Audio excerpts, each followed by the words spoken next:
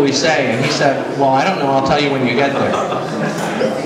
And so, it's sort of, that's what's happened here, is that I really, what I'd like to talk about is exactly what Geckler touched on, which is the light body and development of the light body, and in particular, where this stuff is leading us. It is leading us out of our body. And when the profound wave comes, the shift happens, we will find ourselves, well, it may happen tomorrow. You know, there was one internet preacher who said he is absolutely certain that the biblical code says that tomorrow, May 21st, is really rapture, and it will be the beginning of 8 months of trials and tribulations for us, at which time in October the world will simply end and the universe will cease to exist. Now, gosh, I don't know, I sure hope not, but then again, I can't think of a better group of people to go with. And I don't know whether we notice it happened at all, because ostensibly many of us, or all of us, have begun to build our light bodies and accumulate that energy that will, in Dan Winter's words, prevent us from generating heat when the implosive wave comes, so that we won't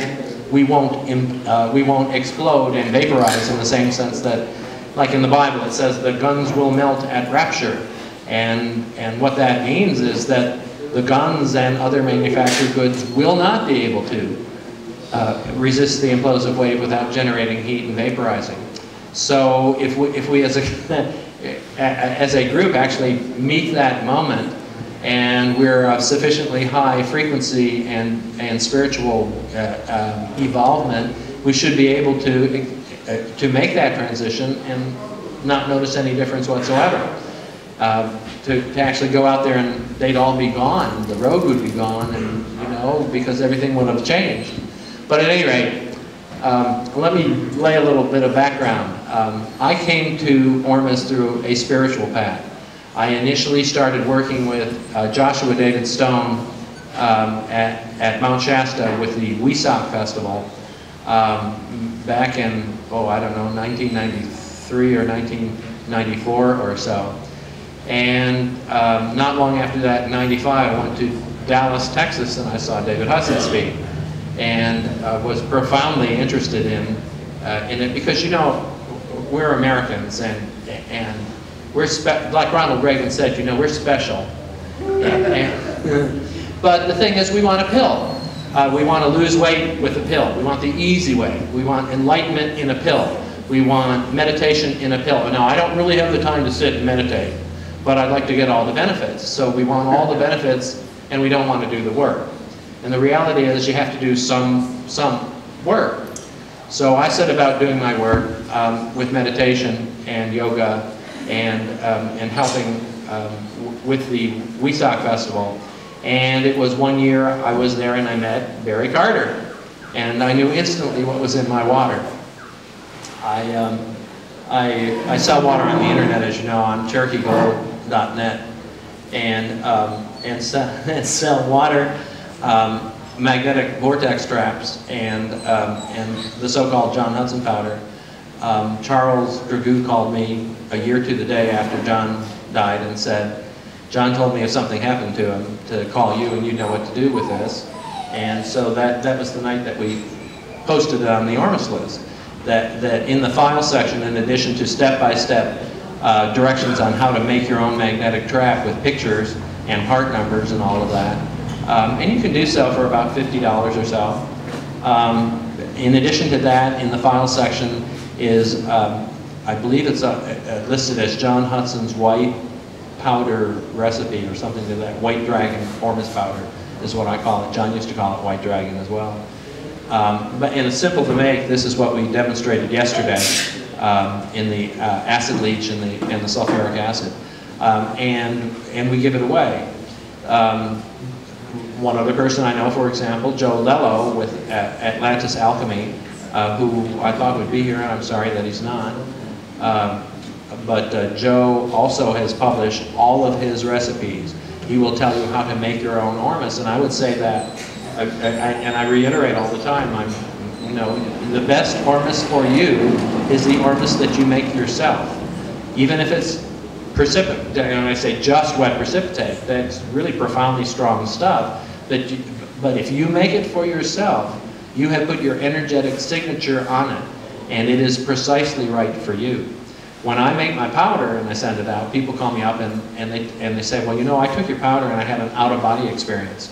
And I don't think that that's their agenda, but that certainly was mine, because that's what I set out learning how to do along with this trap water. At the same time as I met Barry, I met Barbara Bullard, who is a board member at the Monroe Institute. Monroe Institute is a institute in Faber, Virginia, where they have over the years, based on the literary works of Robert Monroe. He wrote yes, sweetie, I'm right here. He wrote 3 books on out-of-body experience that I would guess many of you have read. One called Journeys Out of the Body, one called Far Journeys, and the third one called Ultimate Journey, about being out of body and what's out there. And over the years, I've acquired some expertise in getting out of my body and going out there. And when I go out there, beyond the levels where we go when we die, which is in Monroe speak, that's focus 27. It's the park that is at the end of the tunnel of light where your loved ones wait for you. Many near-death experience people talk about this tunnel of light and so on. It's actually there. It's a superhighway at this point. And it's really hard to get lost at this point because many of the detours have been kind of shut down. They've shut down, in Monroe speak, the belief system territories. They've really emptied those out and tried to move everybody up to 27 because of the profound change that's happening. No one who has been on this planet for centuries, for millennia, has been allowed to come back since the year 2000. Our children, if you haven't noticed, are a little odd. They're star children. They're the crystals and the indigos. They're from different star systems, and they are prepared to make the shift and to make the transition, which is coming. This is, you've all heard about 2012. And I would submit to you the reason that you're here, one of the big reasons you're here, is to prepare precisely for that, and because of what you think might be coming. And your higher self, then Seafarer was talking about your higher self, and literally is a golden being, your perfected self that you can literally sit and talk to. I went to Galisteo, to the Light Institute, where Shirley MacLaine had her body work done, and had the same actually acupuncture needles in my third eye, and my third eye opened up, and I sat and had a conversation with my highest self.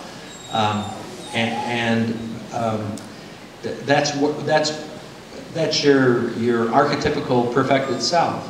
And what whether or not you realize it, what your job here is to do is to reconcile your highest possible self with who you are. You know, are you the greatest, grandest version of who you can be at every minute? And if you're not, identify why you're not and correct it, and then be your greatest, grandest version of yourself. You know, you are literally, what Jesus said is, what I am, you are. What I can do, you can do. I'm not making this shit up. You know? He said, this and more will you do because you too are gods. This isn't blasphemy, this is quoting the Bible. And he didn't say that he was divine. He said, what I am, you are. He said, you are also divine. You are also the perfect children of God. There's one of us here, but we all seem to have different bodies. But there's only one consciousness here, and that is that profound wisdom that you hear from your heart is the same wisdom that we all hear. You know, the one that tells you everything's fine and love will prevail and love is the way, and not the one up here that says, oh my God, I can't believe that woman put those stretch pants on with those heels. Oh, you know. Not the narrator, not the interpreter, not the one that has to comment on everything, but you who is the profound observer. In What the Bleep Do We Know, J.Z. Knight, God bless her. J.Z. At the end of it says, have you ever seen yourself from the perspective of the ultimate observer?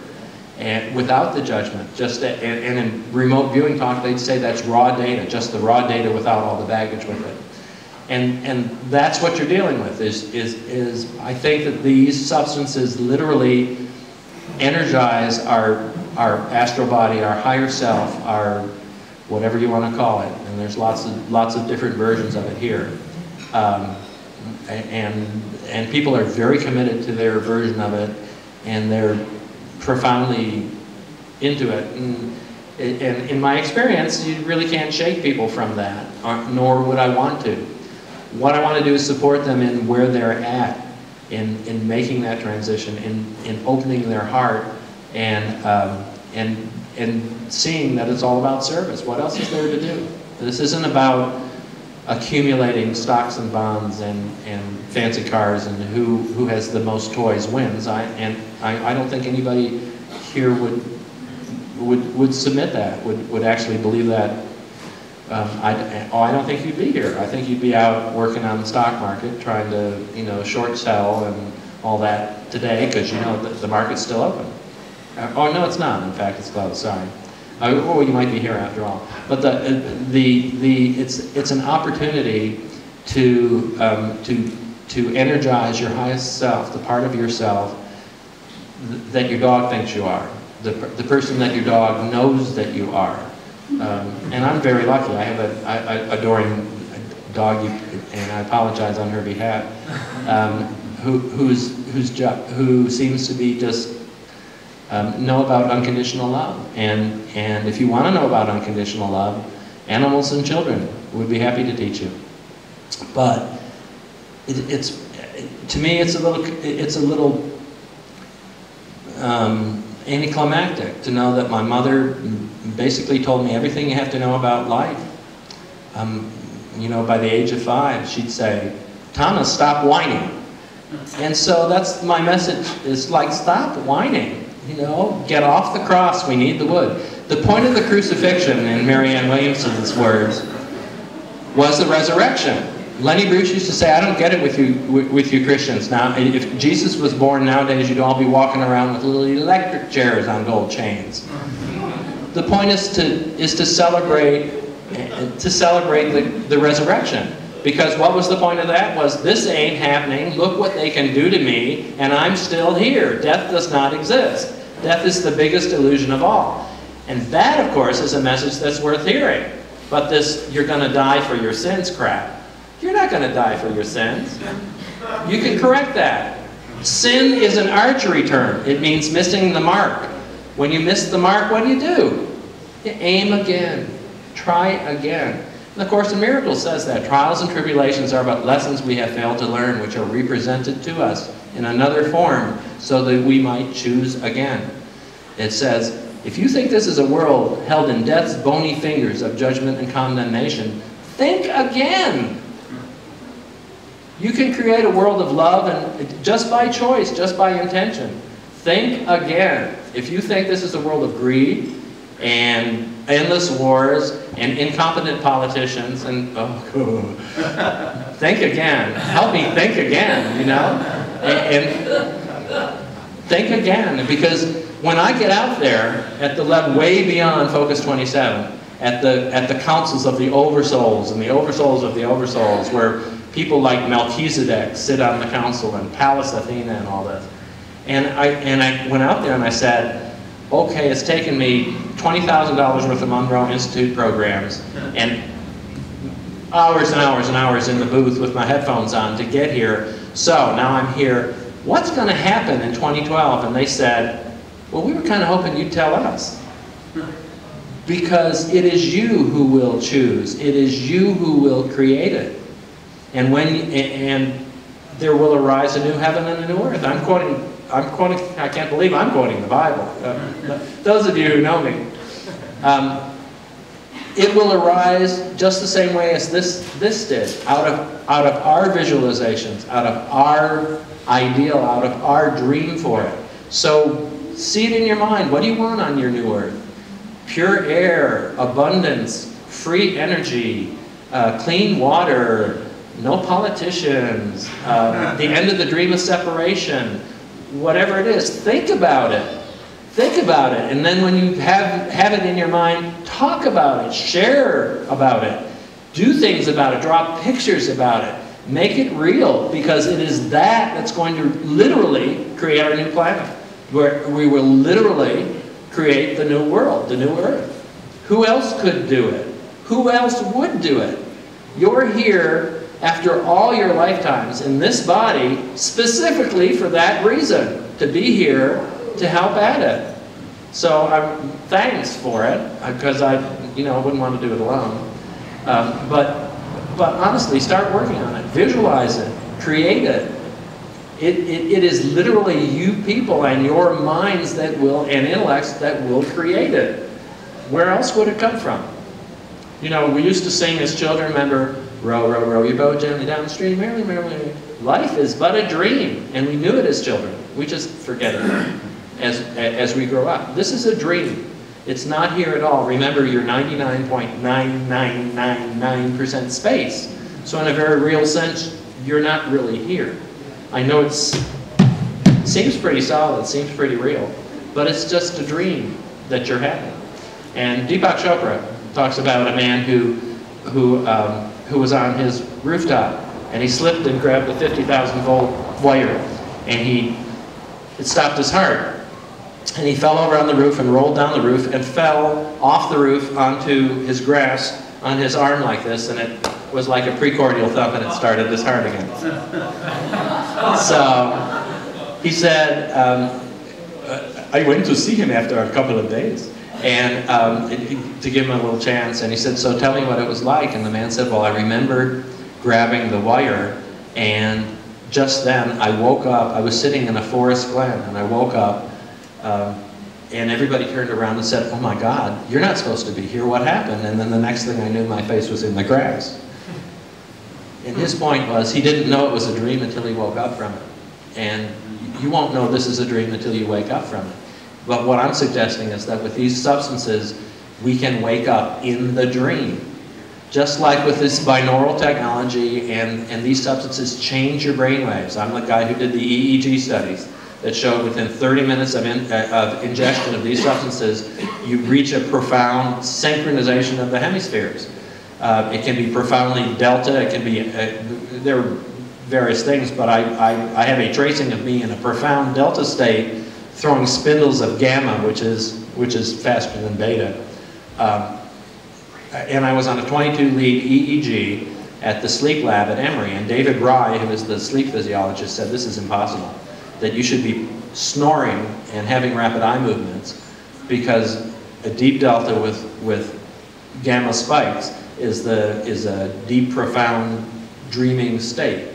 And here I was sitting there talking to him like this, while I had, now I used to think, in fact in the 70s at Duke we did a lot of research on brainwaves about generating, with meditation, generating a particular brainwave and noticing the physical state that went with it. Thinking that the physical states went hand in hand with the brainwaves, that they were the result of the actual physiology of the brain. Now we're finding out, of course, with these studies that that's not so. Is that to a great extent you can be in a very odd brain state, like a profound delta state with gamma spikes, and still be conversational. It doesn't seem to correspond, which is really profoundly interesting for the sleep physiologists who say, this is impossible. This is impossible. And I point to it and say, well, there it is, you know, and how's that happening? And he can't explain it any more than I can. And to that same extent, I don't know that we can explain a lot of these questions around it. These are mysteries. And I don't know that we're supposed to understand it. Understanding, as in the words of Werner Erhard, the creator of EST, understanding is the booby prize. And I think those are real words of wisdom. So anyway, I'd like to invite you in that adventure, which is you're going to find yourself out of body consciously one of these days. And I'm hoping that the familiarity with the ORMUS expanded ORMUS energetic state will give you some familiarity with it, so you don't go, oh my God, where are my grandchildren? And then you'll be with your grandchildren. I mean, you have to, one of the reasons that they call him patient number one, the man who did the 40-day fast with David Hudson's actual white powdered gold, the reason that he began to manifest stuff is that he could not control his thoughts. The masters will tell you actually have to stop the thought before you have it. So, don't think about polar bears. And of course that's what to think about. So what you have to do is be a step ahead of yourself. So that, and use words like erase, I didn't mean it. You say, my partner, Janice, used to say, God, my headache is killing me. And guess what it did? She had an aneurysm and it bust and she's dead. So what I would encourage her when people say, oh, my headache is killing me, I say, I want to support you in saying, my headache is pretty strong right now, but it's going to get better in 5 minutes or something. Because guess what? You're making all this up. So make it up in a way that's to your benefit. You want to die from your headaches? Go ahead. I don't. But words are very powerful. You say, my headache is killing me. Guess what? It can. So, when you do that, catch yourself. Erase. Erase, and sometimes I'll say that, erase. I didn't mean that. Because the universe is listening. The universe is a big copy machine, and it will deliver you anything you want. Look at what it did here. I've got to say, there were little glitches in it, because otherwise Joe Champion would be here regaling you with how he flew in a plane that he bought with proceeds from scrap copper that he converted into gold. I was anxious to hear all about it. He told me that he couldn't discuss the very specifics of it because the government had been there and asked him not to. And he knew that the government was his friend and they were really watching out for him. So he was going to come and tell us what he could, and so I apologize. So these are the little glitches, and I could be, and would have been, let me say, a few years ago, might have been ranting and raving about, oh my God, I can't believe it, and having a lot of drama about it. I find that ORMUS has made me allergic to drama and allergic to bullshit. My bullshit detector goes off, I'm Hilarion, I come, no, sorry. I just have gotten really very intolerant about it, and I think that I don't think it's pessimism, I sure hope it's not. I hope it's not cynicism, although, and I just think it's just waking up and being realistic about it, and I would invite you along on it, but be careful what you wish for, because you're going to get everything you wish for. Everything that you want, you will have. Everything that you wish for, you'll get. So be careful what you wish for, because you're powerful beyond measure. You are the speck of you that is sitting here is negligible compared to the huge energetic being that you are out there. And you won't realize it till you get out there and you say, oh, it's all been a dream. What a great dream. God, I dreamed I was at this conference at Enota, and that my speaker didn't show up. So literally, what I'm suggesting to you is that I am your future self sitting here saying, yes, this way. Just like my older brother, who I like to, well, that's how I refer to Jesus. Joshua is my older brother, because he was saying, this way. And I believed him, and I'm just a step ahead of you. I'm just in 3rd grade. You might be in 2nd grade. Some of you might be in 6th grade. Great, teach me. But like, what this is passing it on. And that's what I'd ask for you to do, is get this knowledge and pass it on. You'll notice some people don't want to hear it at all. Some people just can't deal with it, even though they seem interested. And then the other people will call you repeatedly. We'll get, and a lot of the folks who are sitting here are people who called Dennis or called me or called Barry, or, by the way, Barry loves to talk on the phone. He'd be happy to talk with you. And he really does, and answer any questions. And that's the whole object of this, is to let you know we're just like you guys. We're just a bunch of regular folks that just have microphones and websites, and that's the only difference. Is that we're just we're trying to answer the same questions that you are, but we're just you know, we just started answering the questions a little bit sooner, I guess. And what we want to do is pass it along. So thanks for coming. Thanks for this profound adventure, and thanks for being in my dream, because you are all my future selves. 2, letting me know that that this is I can't tell you how proud I am of this, about accomplishing this, and it's all of you who supported me, and I really thank you for it. Sir, any question? Question. Is there a particular type of ORMUS that you think would enhance the out-of-body experience? I think that any legitimate product is going to have is going to produce those same changes in your brain.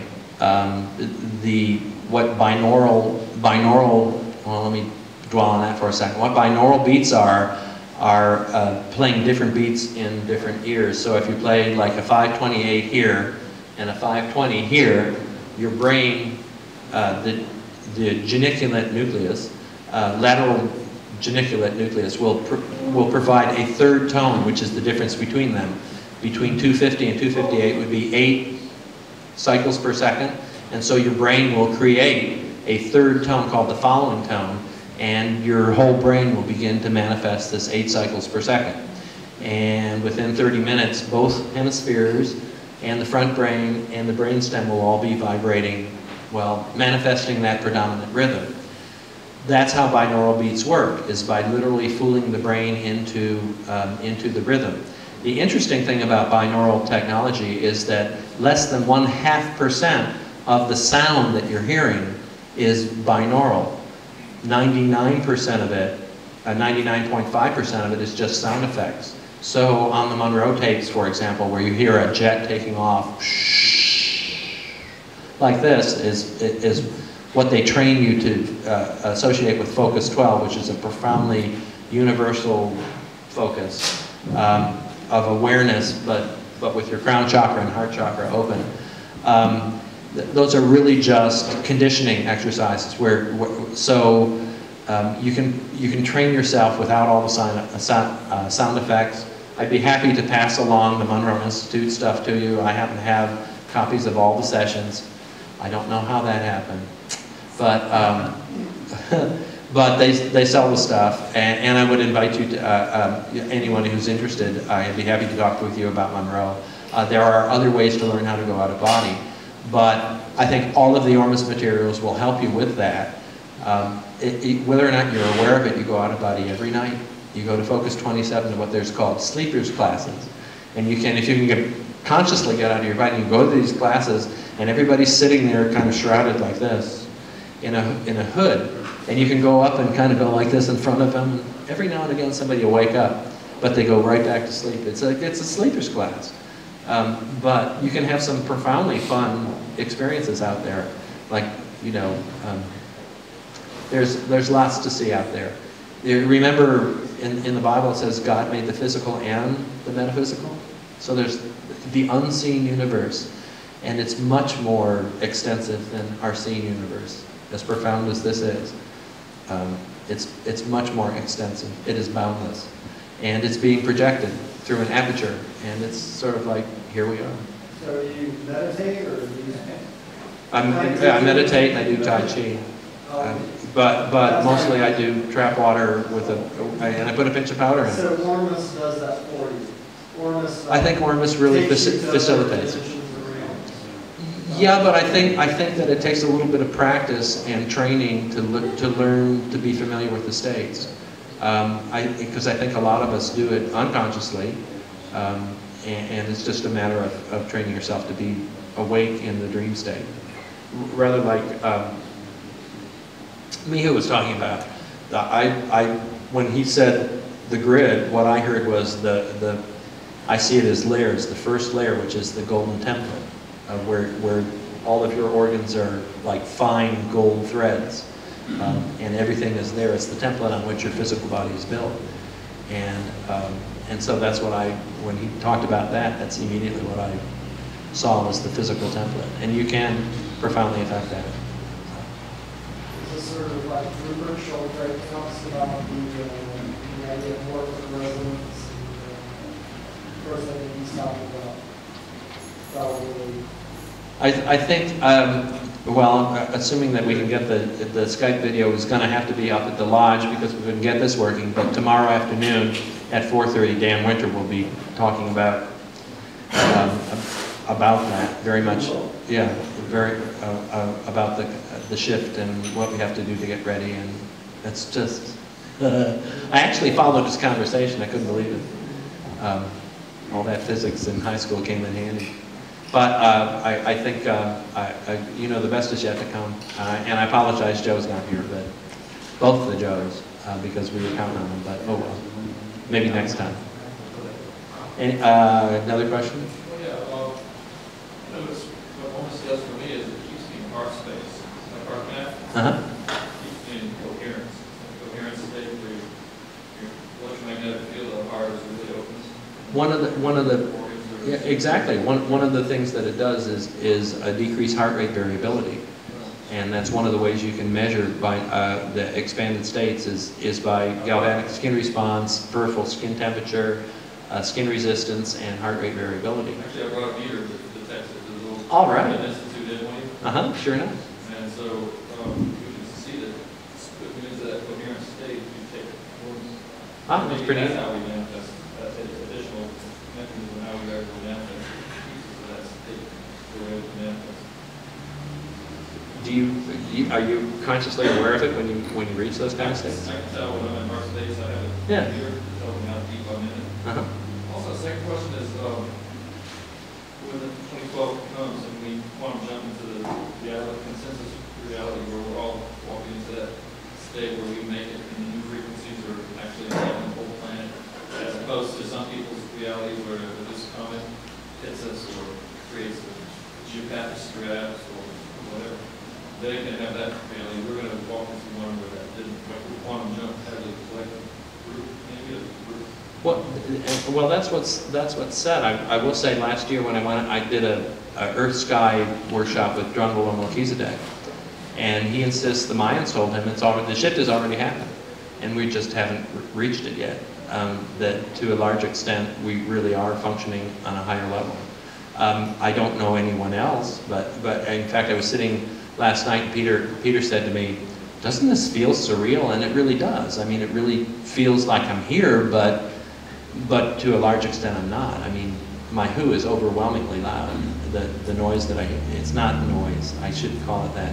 The hum that I hear in my ear. And I would say it's probably up in here now. I hear it every time I listen for it. And that's the who that makes us human. Human. We are the men and women who can hear the who. And that's why they call us human. And I think that's the object, is to hear the who. But I don't, and when I follow that who, which I hear as a spiral, remember I said I hear ORMUS, and it's in that same sense, I'll follow that who out of my body along the spiral. And that's how I get out of my body, is through my crown chakra. Now there's some people will literally drift out. Robert Monroe found himself bumping against the ceiling, and before he realized that it was the ceiling, that he was out of his body. I've never had that kind of experience.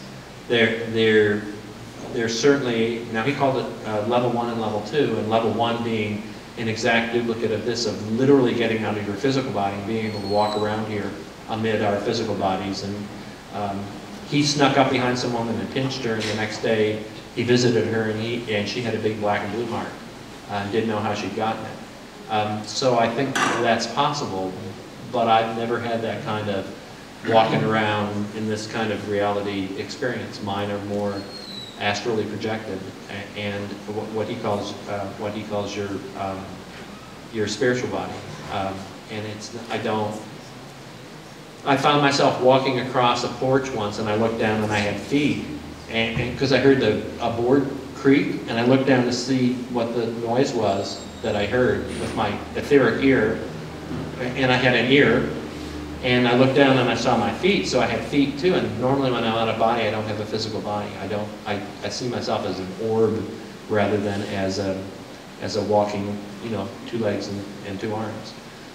And I remember thinking at that time, my interpreter was like, "Oh look, you have shoes on. Oh look, you know, and my interpreter wanted to get into that. And fortunately, my observer self said, hold on, you know, don't look at your feet, remember your mission. And that was to do a retrieval of someone who was stuck, someone who had just died, in fact. And I got all this information about how he had died, and the dog's name, and that he had left an envelope taped to the bottom of a drawer for his wife. And I was able to tell her all this, and she went, and sure enough, there was an envelope, and I got the dog's name. And so, I mean, it's out there, and you can access those kind of fields if you have some training in it, and it's not hard to do. We've been talking about doing a remote viewing workshop with one of the government trained people. The Monroe Institute, in fact, is a front for the program. The former research director is the director of this Project Stargate, which was your government. You paid millions and millions of dollars to these people to do remote viewing and of Cold War stuff. And they screen people who come to Monroe on the gateway to see whether or not you're a natural remote viewer. And if you are, they try to recruit you for the program. And they tried to do it to me in the 1970s, and I told them they were fascists back then, and they apparently forgot, because they tried to do it again when I went to Monroe. And I said, I guess you guys don't remember me. And because they tried to recruit me out of the Duke Psychic Research Foundation and from J.B. Rhine's Foundation, Foundation for the Research in Nature of Man. And we were doing all these brainwave studies back in the 70s and 80s at Duke through the Psychic Research Foundation and all this. And anyway, so they came down, and I had done 23 out of 25 cards on the ESP deck. And so they decided they wanted to talk to me because I couldn't tell you how I do it. I just get that information. I get it holographically. Some people hear it, some people feel it. I just know it. And I couldn't tell you how I access that. But at any rate, they'll try to recruit you for remote viewing. And I would submit to you, any of you are perfect at remote viewing. Can't you, for example, close your eyes and you can see your living room? Guess what? Some aspect of you is looking at your living room. Interestingly, where are you looking at your living room from? Not your usual spot on the couch, but aren't you looking at it from above, or, you know? Because you're